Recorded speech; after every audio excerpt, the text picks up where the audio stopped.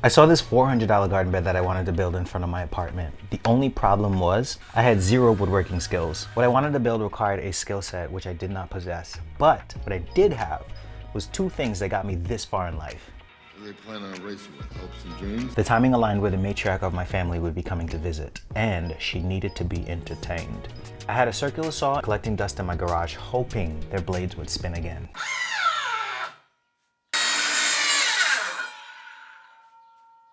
This bed needed straight cuts. You'll find it no surprise when I decided to freehand cut the 45-degree framing of the bed top.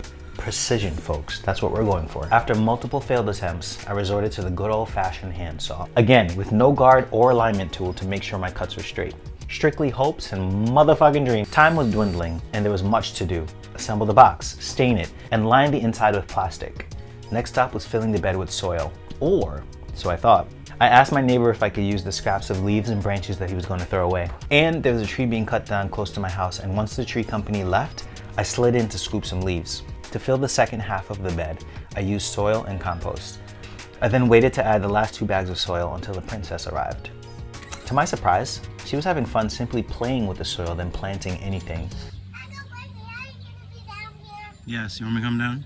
And witnessing that was a reminder to give myself grace and to have fun with this woodworking venture. Wow! This looks like chocolate. Often, I start a new hobby or skill and want to get to the point where I'm a professional ASAP, but swiftly get reminded by trial and error that there is beauty in the process.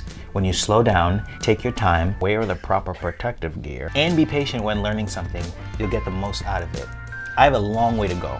Like, I'm trying to build a cabin, fam, for real. And since filming this video and not editing it a few months later, I've learned so much through listening and classes and watching the actual pros perform their craft. The progress will come, and for now, y'all have witnessed how it all started with this garden bed.